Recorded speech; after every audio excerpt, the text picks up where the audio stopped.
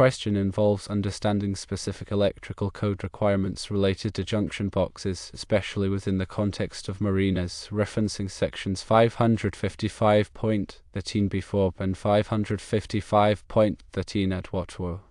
The National Electrical Code, or NEC, Article 555 addresses the specific electrical requirements for marinas and boatyards. These locations present unique challenges due to the presence of water, corrosive environments, and the potential for electrical shock hazards. Junction boxes are critical components in electrical systems as they provide a safe and organized enclosure for connecting and terminating electrical wires. These boxes protect the connections from environmental factors such as moisture, dust, and physical damage, ensuring the long-term reliability and safety of the electrical system. When the code refers to a junction box, it means a listed box, often metallic or non-metallic, designed to protect electrical connections. These enclosures must meet specific standards for ingress protection, corrosion resistance, and grounding continuity. The reference from 555.13 before to 555.13 WATWO indicates a relationship between the general requirements for wiring methods and specific rules for certain applications within marinas. To fully understand the requirement, let's consider some of the broader aspects of electrical installations in marinas. Firstly, grounding and bonding are crucial for safety. The NEC mandates that all metal parts of the electrical system, including junction boxes, be properly grounded and bonded to create a low impedance path for fault current. This minimizes the risk of electric shock to individuals in or around the marina. Secondly, wiring methods must be suitable for wet locations. Article 555 requires the use of appropriate wiring methods that can withstand the harsh marine environment. This typically includes the use of listed marine-grade cables and watertight fittings. Thirdly, overcurrent protection is essential. Circuit breakers and fuses must be properly sized and installed to protect the electrical system from overloads and short circuits, preventing potential fires and equipment damage. Now let's delve into the specific aspects of junction boxes. Firstly, location is important. Junction boxes should be readily accessible for inspection and maintenance. They should be mounted in a manner that prevents the accumulation of water or debris inside the enclosure. Secondly, construction materials must be corrosion resistant. In marine environments, junction boxes should be made of materials that are resistant to corrosion from salt water and other corrosive substances. Stainless steel, fiberglass, and certain types of non-metallic enclosures are commonly used. Thirdly, the box fill calculations must be adhered to. The NEC specifies a maximum number of conductors and devices that can be installed in a junction box based on its size. Overfilling a junction box can lead to overheating and potential fire hazards. Furthermore, consider the types of conductors permitted within a junction box. Conductors must be properly insulated and rated for the voltage and current requirements of the circuit. The insulation must be suitable for wet locations and resistant to chemical degradation.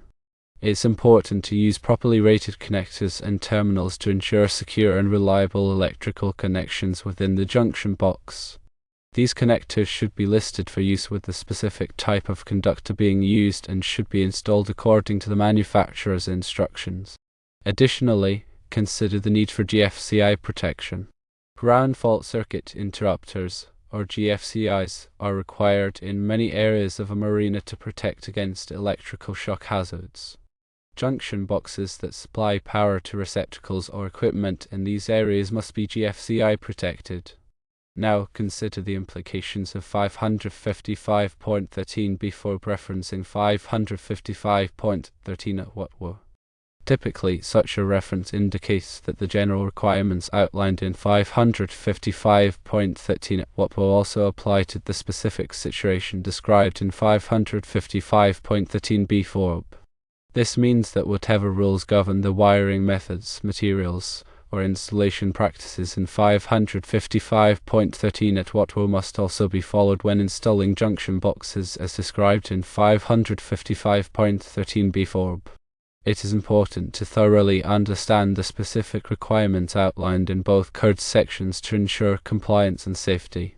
Proper selection, installation, and maintenance of junction boxes are critical for ensuring the safety and reliability of electrical systems in marinas. Failing to follow these guidelines can result in electrical shocks, fires, and other hazards. For example, a 555.13 watt specifies that all wiring must be installed in conduit, then 555.13b would mean that any junction box used in that scenario must be connected to the conduit system properly. Or, if 555.13 watt dictates the type of approved wiring, such as marine-grade cable, then the specific type of wiring must be used when using a junction box referenced in 555.13b. Let's talk about some common mistakes made during junction box installations. Firstly, using the wrong type of box for the environment is a common mistake. Standard indoor junction boxes are not suitable for wet or corrosive environments. Secondly, improper grounding is a major safety hazard. Ensure that all metal parts are properly grounded and bonded.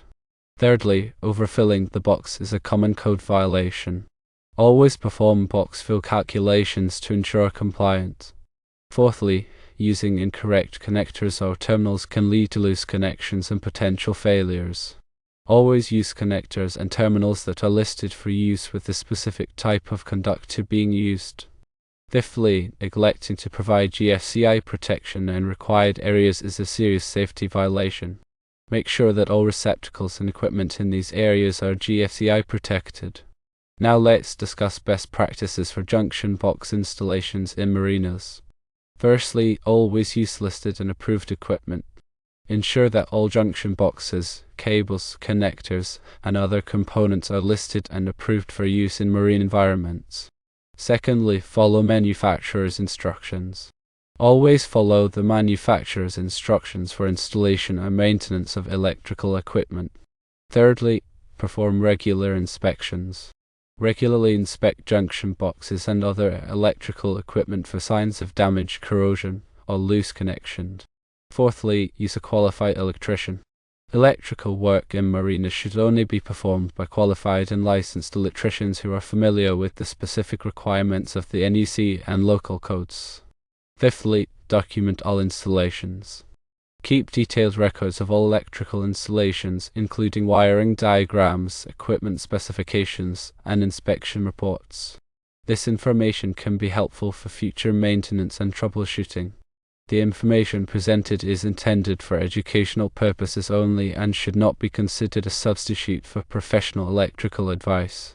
Always consult with a qualified electrician or electrical engineer for specific guidance on electrical installations and safety. Compliance with the NEC and local codes is essential for ensuring the safety and reliability of electrical systems in marinas and boatyards.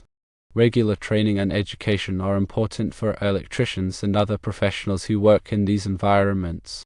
By following best practices and staying informed about the latest code requirements, you can help prevent electrical hazards and ensure the safety of people and property in the marine environment.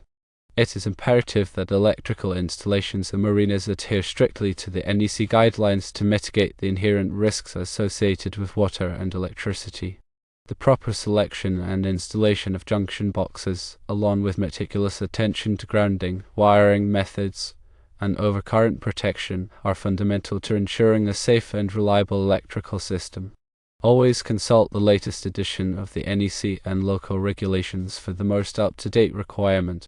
In conclusion, understanding the specific code requirements for junction boxes in marinas, particularly the relationship between sections like 555.13b4 and 555.13 watt, is crucial for ensuring electrical safety and compliance. This involves careful attention to grounding, wiring methods, corrosion resistance, and GFCI protection. By adhering to best practices and consulting with qualified professionals, one can minimize the risk of electrical hazards and maintain a safe marine environment.